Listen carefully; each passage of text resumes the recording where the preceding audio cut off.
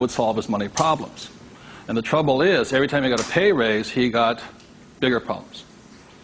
So it made him poorer and poorer the more money he made. Does that make sense, you guys? That was a very big problem with him.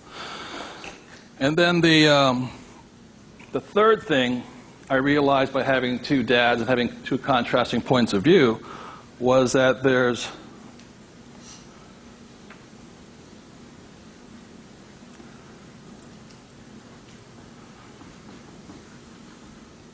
two kinds of money problems. One problem is not enough money. The other problem is too much money. And they're both problems. And the thing that I say to people is this, that, like I think most people think they're real special. I'm the only one with money problems. Well, the reality is everybody has money problems. Everybody. Every single person.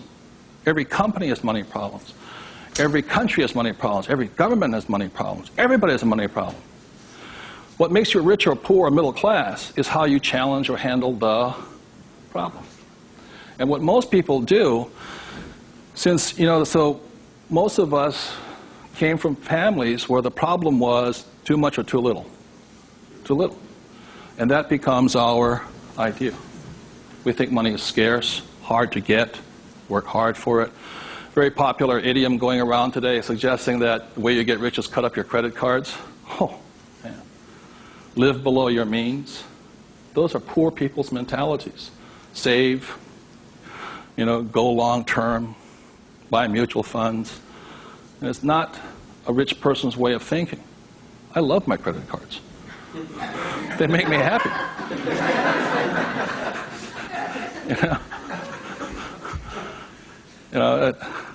I drive, he says, drive a cheap car. I don't look good in a cheap car.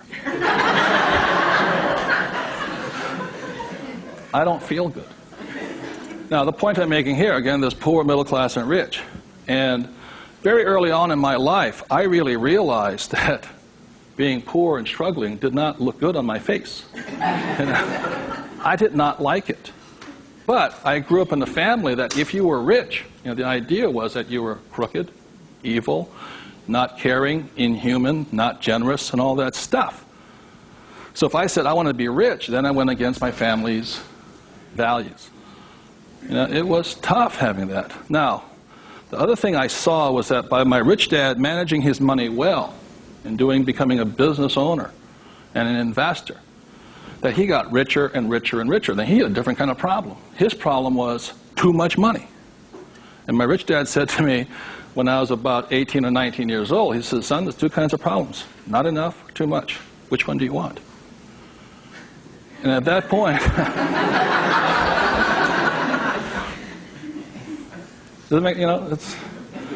and so I made an obvious choice. I said, I like the one with too much. I want to have that problem.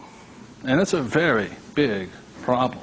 So knowing these three different things, I could make different distinctions and different choices in my life.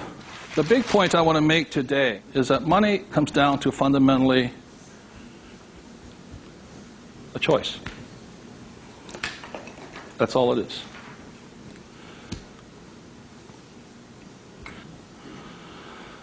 And so, as a young boy having two dads starting at age 9, I had to make a choice of which dad I was going to listen to. And it was a tough decision. Really, really, really hard because I loved both men.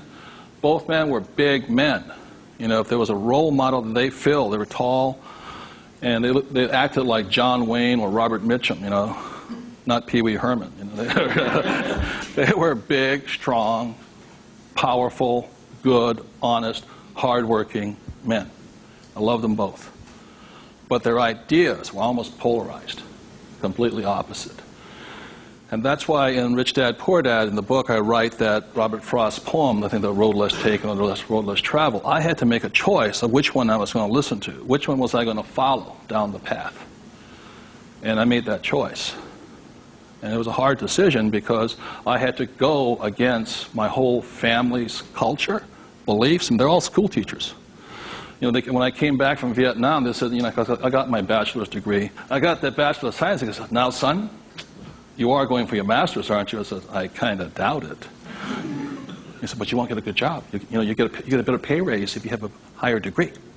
I said, I'm not going to get a job. And it's hard. You sit at the dinner table and there's no conversation, you know. Well, you going to get your doctorates? I said, well, if I'm not going to get my master's, I don't think I'm going to get my doctorates, you know. Yeah, but you get a better pay raise. You know, they came from the government model that it was not what you did, it was how high, what your degree was that you got paid by.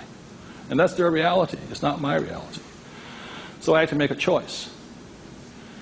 And the thing I say to people is that in many ways I'm more like my poor dad. You know, when I retired in 1994, sold my company and all this, I was set for life. You know, I realized that I'd been too much like my rich dad. And that I wanted to run the second half of my life more like my poor dad, but I was going to teach people what my rich dad taught me. And that was a decision I made. But the thing is, it's a choice. And my propensity, my natural inclination, my genetic makeup, my mental makeup is more to be poor. I have to fight my natural inclination to go for job security, to play it safe, save money, invest for the long term, all that other rot my father believed in. The point I'm making here is this: every morning I get up, I still make the same choice. Every morning I get up, I make the choice. Do I make the choice to be poor, middle class, or rich? And we all have that choice. You know, we have to, as individuals, make that choice. By the end of my talk today, you'll find out how easy it is to become exceedingly wealthy. But it's just a choice. Okay?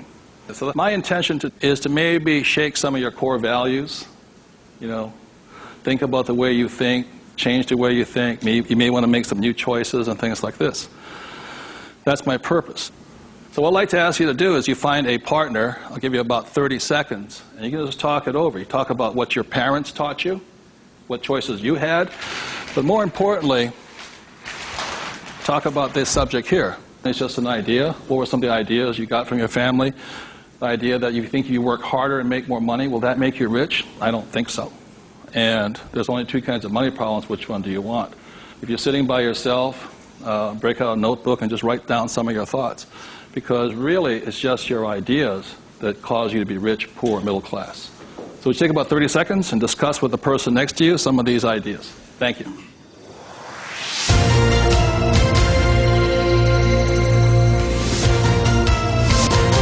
The main point of the book, Rich Dad, Poor Dad, for those who have not read it, so this is book number 1. The main message and the point is the importance of financial literacy. Can you read a financial statement?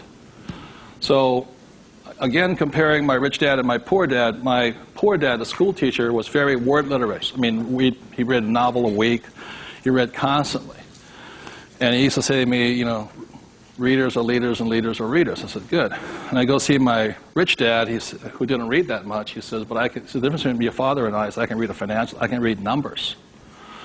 So Rich Dad, Poor Dad is very simply about the numbers. And this is an income, expense, assets, and liability. And that's the basis of financial literacy, a financial statement. Now, the problem, and so what it is about the difference between assets and liabilities, things like this, and this is really what the book was about. You know, the thing about an asset, my father would say our house is an asset, and my rich dad would say it's not, because very simply assets, according to my rich dad, asset will put money in your pocket whether you work or not. And a liability will take money from your pocket whether you work or not. That was very simply it. The important thing about a financial statement is that it allows you to see the truth instead of being stymied by other people. My bankers never asked me for my report card yet, you know.